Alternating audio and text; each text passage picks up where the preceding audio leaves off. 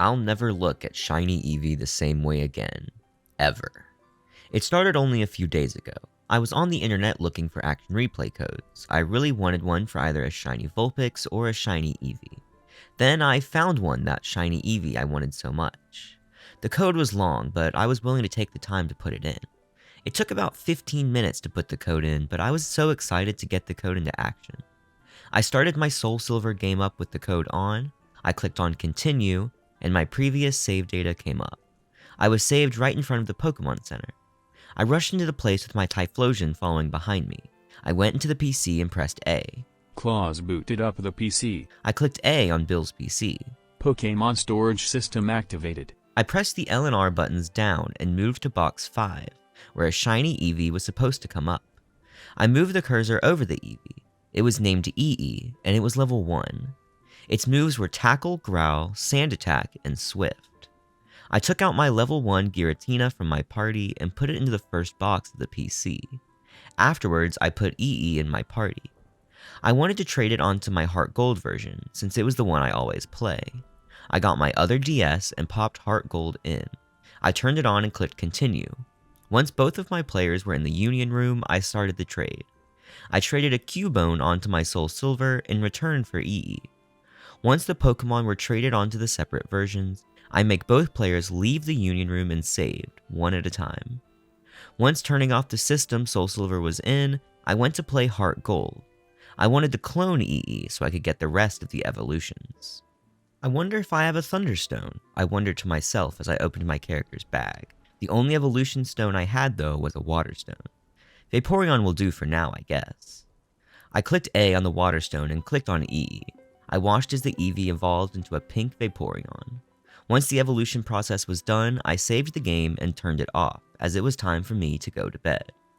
Several days passed. I had gotten all the shiny evolutions except Flareon, but that didn't matter to me, I'd get it later.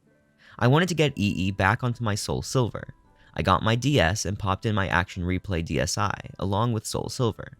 Once the code list loaded, I clicked on the shiny Eevee code and started up the game. I clicked continue as soon as the options came up. I was saved in the Pokémon Center this time. I ran over to the PC. Claus booted up the PC. I clicked A on Bill's PC. Pokémon storage system activated. I was already in box 5. I moved to box 6 and held down R and L.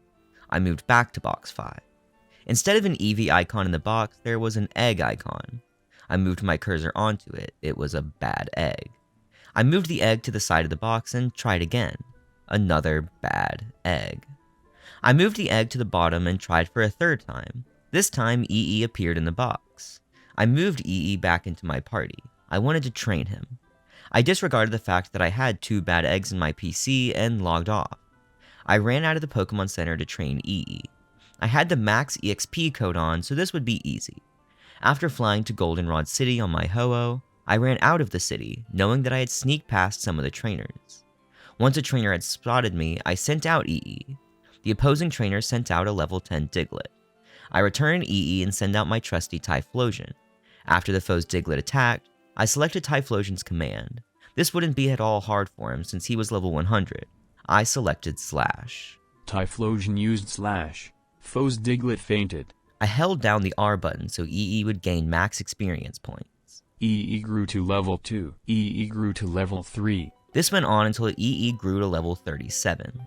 Trainer is about to send out Zubat. Will Claus change Pokémon? I selected yes and sent out EE. Trainer sent out Zubat. I selected the fight command, then chose Swift. EE used Swift. Foe's Zubat died. Their Zubat died? I questioned. I shook my head and ignored it, although, through my confusion, I had forgotten to hold down the R button to get the max experience for my Eevee. Trainer is about to send out Diglett. Will Claus change Pokémon? I selected no this time. Trainer sent out Diglett. What will EE do? I selected the fight option and then chose Swift again. EE used Swift. Foe's Diglett died. Again, the Pokemon had died. Even though this still confused me, I remembered to hold down the R button. EE grew to level 38. EE grew to level 39. EE grew to level 40. This continued until EE reached level 52. The opposing trainer didn't do anything after I beat him. Before the screen went to the overworld, I got the evolution screen and EE was on there. What? EE is evolving. The animation started showing it was trying to evolve into Espeon. I clicked the B button since I already had a shiny Espeon. EE stopped evolving. I noticed that EE seemed to be angry. I ignore it and go on training it. After about 5 minutes or so, EE was trying to evolve into Espeon again. I pressed the B button again, and EE seemed even angrier at me. I was once again in the overworld. Before I could do anything, my trainer faced Eevee and an angry icon appeared over the shiny Eevee's head. EE wants to evolve into Espeon. A yes or no option came up. Being that I didn't want to evolve into Espeon, I clicked no. The angry icon appeared over EE's head again, and the small sprite jumped up and down as if it were throwing a tantrum. EE wants to evolve. Another yes or no option came up. I clicked no again. EE didn't do anything this time. I opened my party and noticed all my Pokemon were now bad eggs except for EE. I clicked on EE, then on summary. EE's sprite had an evil-looking smirk on its face and red eyes. I was starting to get tired of it. I went to the Pokemon Center and went to the PC. Claus booted up the PC. I clicked A on Bill's PC. Pokemon storage system activated. I selected EE and then clicked on release. EE won't leave without a fight. Suddenly, I'm dragged into a random encounter.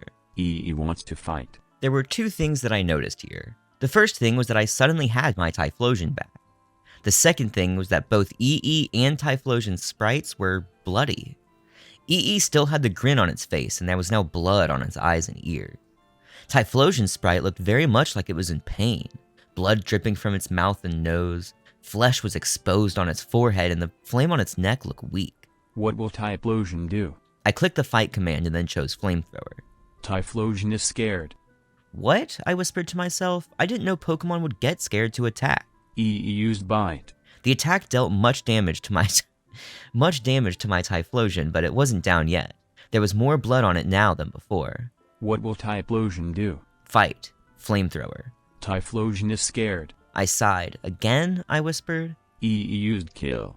Typhlosion has died. No! I yelled. I was glad my dad wasn't home when I said that.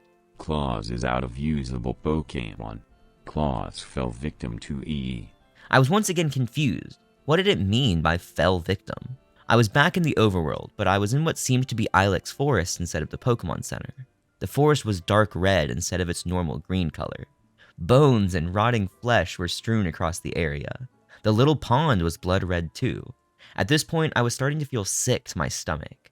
And then I noticed something. EE was right in front of my trainer. EE's sprite jumped up and down. EE wants you to suffer. I was getting too scared to go on with this. I moved my thumb towards the power button. Don't even try it. You're not getting away from me. A voice was coming through the speakers of my DS. I assumed the voice belonged to EE. The screen turned to black and the only sound I could hear sounded like slashing. When the overworld came back, I saw my trainer laying on the ground in a pool of blood. He had an arm and leg missing and his eyes were pitch black. I presumed that his eyes were ripped out. EE's sprite jumped up and down again and then a happy icon appeared over EE's head. I tried turning the game off again and to my surprise it worked this time. I sat on my couch speechless and breathed hard for a moment before turning it back on. I clicked on Soul Silver once I was on the DSi menu, and after the title screen came up, I was immediately taken to a wild encounter. My trainer sprite was missing his eye and an arm. I swallowed hard, this greatly disturbed me. Then the opposing Pokemon appeared. EE attacked. I noticed that EE had shiny Espeon ears, tail, and a jewel. Blood was dripping from the ears, tail, and jewel. Its eyes were red, and also had blood dripping from them. Its cry was like a demonic version of Espeon's cry. The only option was ball, and so I clicked on it. Claus used one Pokeball. EE goes into the ball, it shakes once and again, and then EE breaks out. EE doesn't want to go back. EE used Kill. Oh no, I said quietly to myself. There was a flash of crimson red before a text box came up. EE has killed Claus. The screen went back to the overworld. My trainer sprite wasn't there. EE's sprite was now grinning widely. You should have let me evolve. EE's voice echoed through the speakers of my DSi. The game turned itself off as EE finished talking.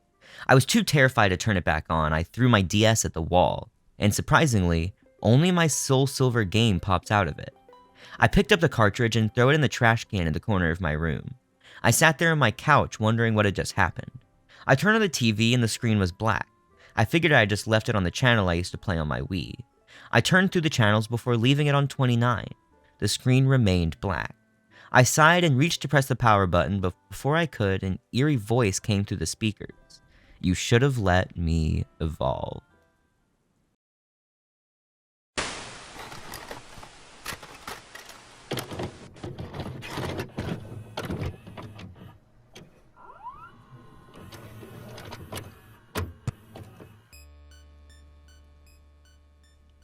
I wasn't really into computers at the time. My family had dial-up and a crappy Windows 95, which made everything so frustrating. No, my farthest exploits into the digital world would involve me and my Nintendo 64, Super Smash Bros., Super Mario 64, Star Fox 64, Mario Kart 64, and Pokémon Snap were my favorites. After I had thoroughly rooted out every secret in these games, the only one that kept my attention was Pokémon Snap. I constantly went through every level to try and get the best possible shot of all the Pokemon featured. What intrigued me was the realism in that game. In all other Pokemon games, everything was synthetic. You couldn't walk amongst the Pokemon and see how they interacted. You could only have them in a ball or following you around. One could argue that Hey You Pikachu was more interactive, but on the whole, only certain words were recognized, and the scripted, non-realistic events gave that game a disgustingly synthetic feel. The first-person 3D view of Pokemon presented in Pokemon Snap gave what everyone who grew up in the 90s something they could only dream of, a chance to live in a realistic Pokemon world. So eventually we moved and got a PS2, DSL, and a computer that could run Half-Life. I moved on to bigger and better things, but would often look back fondly at the simplicity of my childhood. My N64 and all the games were put in a forgotten corner of the basement. This brings my story to more recent events. About a week ago, I was at my friend's house. He's one of those people who are well equipped and has many things: Wi-Fi, several computers, iPods, a Mac, a drum set, a piano, a widescreen HD TV, surround sound, guitars, a PS3, and whatnot. He was one of the people I liked to whoop in Super Smash Bros. Back in the day. Anyway, we were hanging out and had something he wanted to show me. He powered up his Wii, and one of the channels was Pokémon Snap, which he proceeded to load. He had recently downloaded it from the Virtual Console. As soon as I heard the fast theme song and camera flashes, I was overcome with an intense wave of nostalgia, something I rarely feel these days, and I really wanted to play that game. My friend loaded it up and selected Continue. For everyone unfamiliar with Pokémon Snap, the premise is that Professor Oak needs someone to photograph all the Pokemon on some island with many different environments. As you get more pictures and higher scores, new tools and levels become available to you, such as the Apple, which acts as bait, the Pester Ball, which irritates Pokemon, and the Poke-Flute, which wakes sleeping Pokemon. The player controls Todd, a character from the anime who is riding in a buggy on a set track. The buggy moves at a constant speed, and it is from this buggy that you must take the pictures.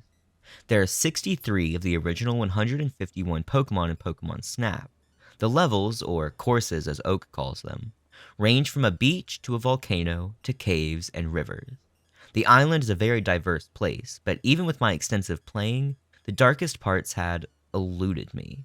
Until recently, that is. So Professor Oak said, "Welcome back," in his very creepy-ish voice recording. I always found it funny how the game had about one word of pre-recorded voices per 2 or 3 sentences the text box showed. Reliving our childhoods, we took turns playing a level and seeing who could get the best score. Soon I had to go home, but I really didn't want to stop playing Pokemon Snap. When I got home, I went down to the basement and dug out the old N64, along with a musty-smelling cardboard box full of old cartridges, controllers, memory cards, and rumble packs. God, I missed this system. I hooked the RF cables to the TV in my room, popped in Pokemon Snap, and shifted the Pokeball into the on position. A little more backstory here. When I got my N64, the Hey You Pikachu model was massively on sale at Toys R Us, and my mom decided to get it as it came with the game. When you turn it on with the Pokeball switch, the Pikachu's cheeks light up. Also, his foot acts as the reset switch. It's pretty cool. Anyways, when I turned the Pokemon console on, the screen remained static. I pulled out the cartridge and checked the chip. Sure enough, it was covered in this black gunk. I spent half an hour getting that nasty stuff off. It was at the point that I first noticed something strange. After the substance was removed, the chip was red with black rectangles along the surface, which I assumed were meant to be the contacts. None of my other games had this black stuff, and their chips were light brown with goldish contacts. There were other oddities with this particular cartridge. There was no official seal of Nintendo on the label, or even anywhere. These are on all Nintendo 64 carts, and most other Nintendo products from this era. Another thing was there was no black label on the back that usually contains the typical, don't play or you'll get seizures kind of thing. The front label was also slightly off-center. These should have been red flags, but I'm a pretty lax guy that just takes things in stride, so I didn't really care. At this point, I thought the game was ruined by the goo and discoloration, but I put it back just for the hell of it. To my surprise, the Nintendo logo popped on the screen. We were back in business. So the load screen came up, and the upbeat theme song and camera flashes were playing, just as they did earlier at my friend's house. It was then I noticed several visual distortions, which I thought were due to the cart damage. There were 3 purple vertical streaks a few inches wide that went all the way down the screen, one on each edge and one down the middle. They were darker in the middle of the streaks, but you could see past them somewhat. I didn't mind it that much, it was just a minor inconvenience. Next, I pressed start, and to my surprise, I found there was no continue option. I guess my saves had been deleted by battery failure. All of those hours and hours of hard work and completion were gone. Oh well, I probably would have started a new file anyway.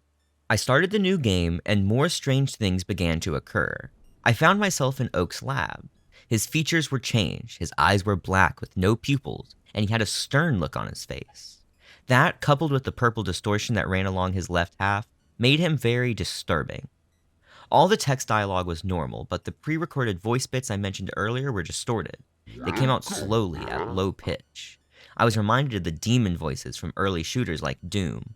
But other than these things I attributed to cart damage, the gameplay was normal. Or so I thought. All of this was starting to make me a bit uneasy, but I was a man of science. I didn't believe in ghosts or God or hell, and prided myself in overcoming the irrational fear that many suffered from. Oh, to be young again. I went to the first course, the beach. There were more visual distortions. All Pokémon had no pupils, just pure black eyes. Also, on the ground underneath where the Pokémon sprites were, there was a purple ring. It appeared even under the flying Pidgeys. The other distortion here was that the sky was light green and there were no clouds or sun. The movements of the Pokémon seemed unnatural and cold, like they were afraid of something. I played through the course, but as I took pictures, the Pokémon that were in frame disappeared. Slightly concerned by this, I didn't take pictures of Pokémon that wouldn't count until later, such as Snorlax or Chansey. As I approached the exit gate, I turned around and saw one of the circles that indicated a Pokémon was there following me, but there was no sprite. I snapped a picture and was taken back to the lab. I selected all the pictures for the Pokémon report, but strangely, the last picture I took was not there. The rating process went as normal, but at the end, Oak said, "Nice work harvesting." There was a brief pause and then he said, "You let it in, didn't you? Well, you know what that means. Go to the tunnel." I assumed that he was referring to the tunnel course, so I went to the map and it was now available. As I entered the course, I noticed that I now had all of the tools, the apple, pester ball, and Pokeflute. I went through the course and found that it had the same visual distortion as the beach. At the end, I tossed an apple at the electrode by the rocks, and the path to the volcano opened up. The electrode looked like it was in extreme agony, not the comical explosion seen before. It seemed to be begging for help. As the traveling cutscene took place, I saw the purple ring with no sprite again. It followed me. Strangely, there was no cut back to the lab after discovering the course like it was supposed to do. It just took me straight to the volcano level. A quick survey of the area showed that the visual distortions were getting worse. As I moved forward, the Ponytas and Rapidashes were running, then jumped into the lava and gave a low-pitched scream. All the Pokemon did this as I approached. I finally reached the egg, which blocked the path. You're supposed to throw an apple at it so that you can proceed, but I found that my tools were gone. This was problematic, and I took this opportunity to get some dinner. I didn't pause the game because there was no need to. When I got back, I saw the purple ring again. It was in place, motionless behind me. I also saw something else was coming from the distance. It was an electrode from the tunnel rolling down the path. This electrode must have been the one I blew up, as it has a look of anger and revenge in its eyes. I could do nothing to get away, so I sat and watched. As soon as it hit me, I exploded. which caused my buggy to flip on its side and go top down onto the lava. A travel-like cutscene played, but it was slow with distorted audio. The low-pitched screams of the flailing, burning Todd were heard. I was back in the lab and Oak looked angry. He said, "You let it get to you, didn't you? Well, you only have yourself to blame."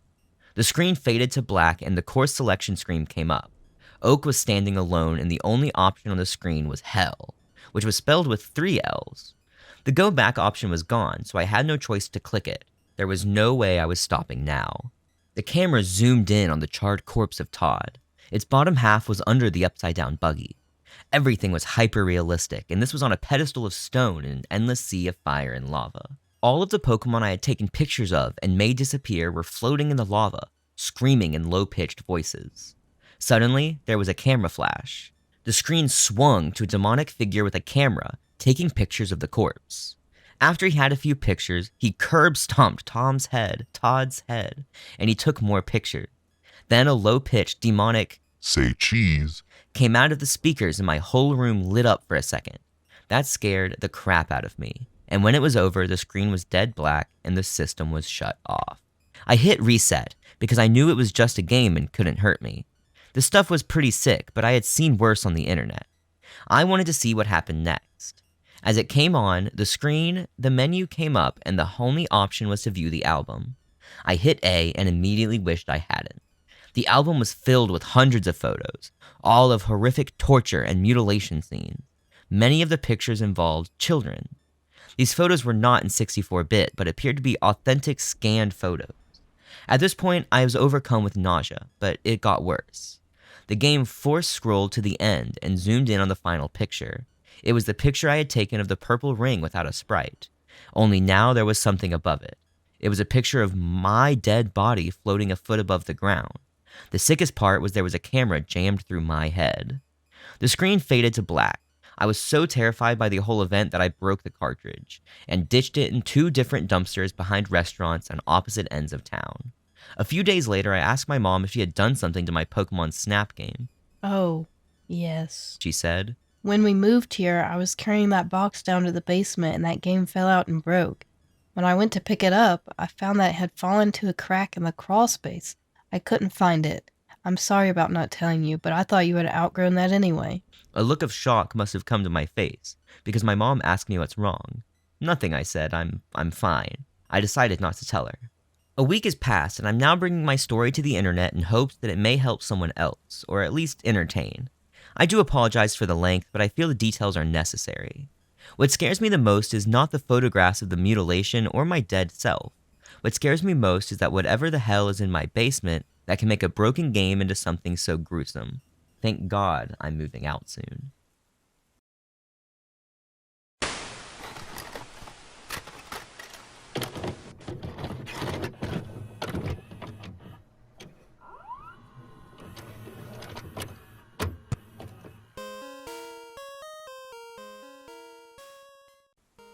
You see, I'm a simple college student living alone in an apartment. I was very enthusiastic about the release of Pokemon Heart Gold and Soul Silver here in the States. I've purposely locked myself out of all media and the internet aside for school purposes. That means no 4chan, no V, and no Bulbapedia. As I was busy with the school year and being poor at the time, I wasn't able to buy Soul Silver on its launch date. After my school year ended, I ordered Soul Silver on Amazon. However, it would take a week for it to arrive.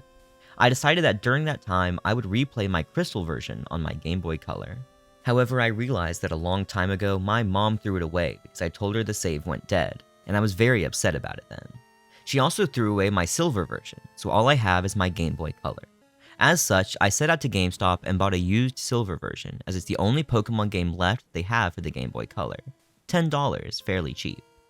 I went home and started it up for a nostalgia trip. However, that's where things started getting bizarre, and most likely the reason why you're reading this. The Game Freak logo started up as normal, but it just froze there. I thought the cart was just errored or something, so I turned it off and on. The same thing happened. I tried pressing A and start over and over and over, and all of the buttons. Eventually the logo vanished, and there was a black screen for about 5 seconds. Suddenly, rather than going to the usual menu screen, I was already in the game in a previous saved file, which was odd as I was expecting all of these carts to have been wiped by the poor battery. Either way, I wasn't complaining, as I would have chosen the continue option to see what the previous guy did anyway. First off, I checked his trainer information. His name was just an ellipses. He didn't have much originality. I checked his profile, and apparently he had 999 hours and 99 minutes put into the game, with all 16 badges, 99,999.9 Pokédollars, and all 251 Pokemon on the Pokedex. Seeing as he apparently had Mew and Celebi logged also, I'm guessing he either used a Game Genie or was a really hardcore Pokemon player back then. I checked his Pokemon to see what a badass team he has. To my surprise, I saw 5 unknowns and a 6th Pokemon named Hurry. I'm thinking this must have been some cruel joke by the person who last played this game, but I decided to check the profiles of the Pokemon anyway. As expected, they were different letters of unknown, all level 5. I was a bit shaky with the unknown alphabet at the time, but I identified the word spelled out to be leave. As for the 6th Pokemon, it turned out to be a Cyndaquil. Mind you, this is before there were individualized Pokemon icons.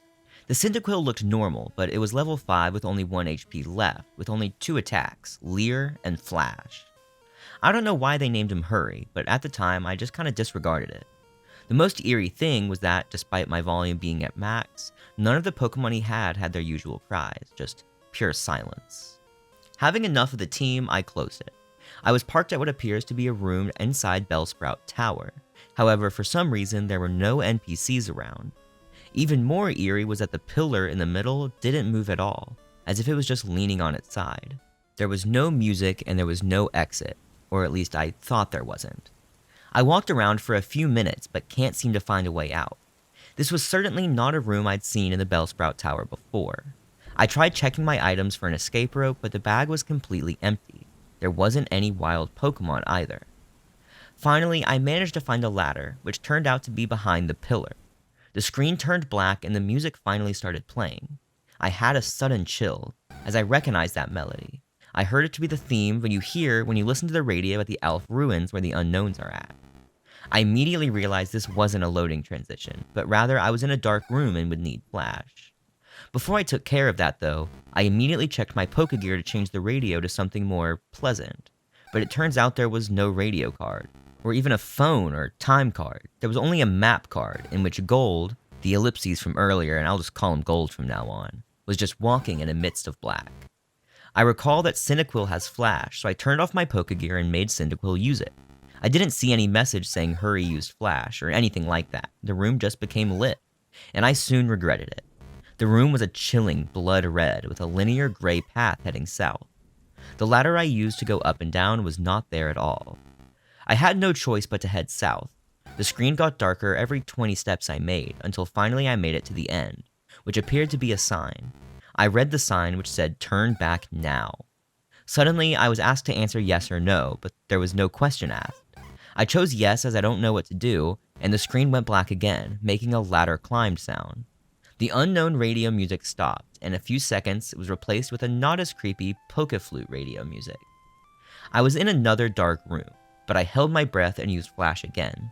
Suddenly it said that Hurry has fainted, which was odd since I recall that there was no status conditions like poison on him, and I clearly wasn't in a battle. I checked my Pokemon quickly and suddenly he's no longer in my party. In fact, after a bit of investigating, none of my Pokemon are there, but instead all replaced with level 10 unknown. I did the same thing as before and spelled out the unknown. My then team spelled, "He died." Either way, after the creepy change, the room was lit to reveal myself in a very small room that appeared to be only 4 squares big. The walls of the room were gray bricks, as if I was inside something that was hollowed out. Outside of the room appeared to be a bunch of graves, similar to the one in Pokemon Red and Blue. I've walked around the small room and pressed A, but nothing happened. I've already concluded that this game was clearly hacked, and some sadistic guy sold it to GameStop. However, my curiosity kept me going. I checked the trainer profile of Gold again, only to find out that the sprite of Gold was missing his arms. He also seems to appear less smug, but rather seems more sad and empty in a way that I don't know how to describe. For some reason, it's also now said that he has 24 badges, which is clearly impossible. After a few minutes of aimless wondering, my character suddenly spun and did the escape rope spinning animation. Instead of flying up though, my character spun downwards slowly, as if he was sinking. After that screen, the music stopped. After finally landing, the overworld sprite of Gold is colored differently now. Instead of the usual red color he dons, he appears completely white, including his skin. It's as if he came straight from the colorless Game Boy games placed into a colored background of the Game Boy Color. I checked his profile, and now he's as white as his overworld sprite. He's lost his legs, and what appear to be bloody tears are running from his eyes. It also says he now has 32 badges, which is starting to disturb me as the change of numbers seems to represent something important. I also checked my Pokémon, which this time contains 5 unknowns and a level 100 Celebi without a nickname. The unknown are this time level 15 and spelled out dying. I checked the Celebi's profile. It was shiny, except there's only half of the sprite. 1 leg, 1 arm, 1 eye, and it only has 1 attack. Perish Song. The area I was in itself was the Sprout Tower, with the immobile pillar as before, except everything is apparently red now. I walked north for what felt like forever. Eventually, I finally encountered some generic men and women NPCs. They were all lined up to the side, just facing the long, slantish pillar in the middle. They were also white, and nothing happens when I try to speak to them. I kept on going north until eventually the pillar appears to be chopped off, with transparent red in its spot.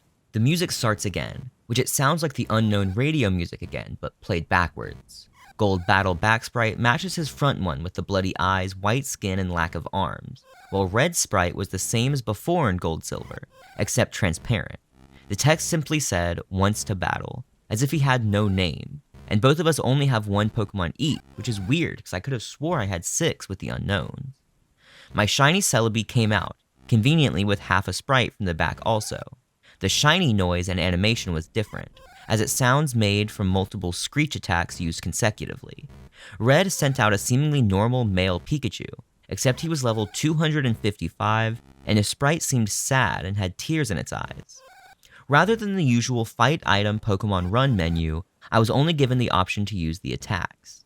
Since Celebi only has 1, I chose it. Naturally, since the Pikachu was level 255, it went first. Pikachu used Curse, lowering his speed and increasing his other stats. I'm not even sure if Pikachu can learn Curse. Celebi used Perish Song, and in 3 turns, both Pokemon get KO'd. Not like I had a choice. At this point, it didn't even go back to the fight menu, as the battle just continued without me. Also note there were no animations at all for some reason. Pikachu used Flail, which didn't do much damage despite his level and boost as his health was maxed. Celebi used Perish Song. Nothing happened as it was already used. Pikachu used Frustration, which did a lot of damage, knocking Celebi down to less than 10 HP. Celebi used Pain Split, which surprised me as Celebi didn't even have that attack in the first place. Now Celebi and Pikachu have about 150 HP. Pikachu used the Mean Look. Not that it did anything. As expected, due to the effects of Perish Song, my Celebi fainted, except in the text it said, Celebi has died. And instead of the ordinary drop-off screen animation, the Celebi back sprite just vanished. For some reason, the Pikachu was still up, even with Perish Song, as it didn't count as my loss. Pikachu used 1 more different attack beyond the 5 attack limit. Pikachu used Destiny Bond. Afterwards, it said, Pikachu has died, with a slow fade-out animation. Apparently, I was the winner, as the transparent red sprite showed up and said nothing. At that point, I just freaked out, as the transparent red sprite was suddenly beheaded, leaving nothing but his transparent body. The battle then ended at that point and faded out along with the music. I'm back in the overworld, with another change to the gold sprite. He's now as transparent as Red's overworld sprite. I quickly checked Gold's profile, where this time the only thing remaining of him was his head, with a transparent skin. The head was zoomed in a bit, showing a black void in his eyes. It now stated that he now had 40 badges. I then backed out and checked my Pokemon. They were all level 20 shiny unknown, which spelled no more. I was at what I now know is next to the end. There was apparently no music playing, but for some reason I still felt like there was something that could be heard. I was in the back of my room in Newbark Town. Maybe finally I get to play the game properly, but who am I kidding? I knew that the sadistic guy must have done something. I walked around my room to interact with the things, as I'm a bit afraid to go down the stairs to see what's awaiting me. Note that I said walked, as while the background was moving, Gold was not moving his transparent limbs at all while doing so, just floating like those ghosts you see in Diamond and Pearl. As expected, the radio, computer, and TV did not work, so I had no choice but to go down the stairs. I ended up in the same lower level room of my house. Everything appeared normal except my mom wasn't home.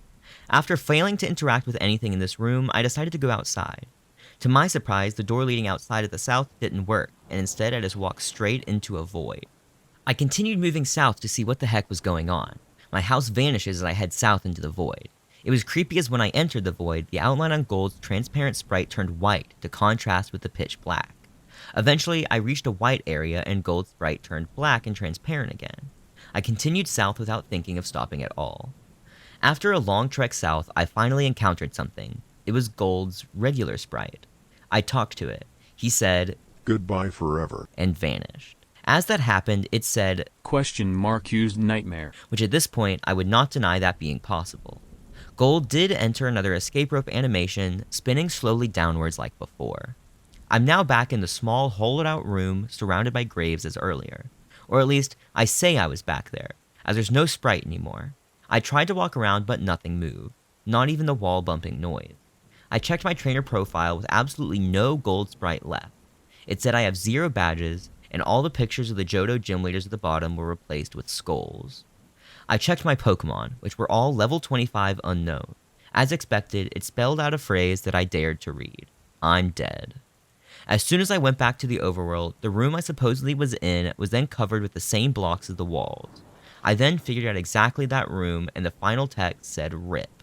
That room was a big grave, surrounded by other graves. Gold has already been dead. He was a young trainer who, despite his efforts in collecting so many badges and attempts at becoming a Pokemon master, was still unable to avoid the inevitable fate of death, and his efforts were eventually forgotten by the next generation. I was unable to escape from that text no matter what I pressed. I tried resetting the game and the same thing happened, at which then I finally decided to give up on that horrible nightmare. After that experience, I will never look at the gimmick unknown Pokemon the same way again. They say that only the first generation have folk tales and legends, but the second generation has shown me how unpleasant the truth can be. I eventually enjoyed Soul Silver immensely, but I still can't unthink what that rigged game has told me.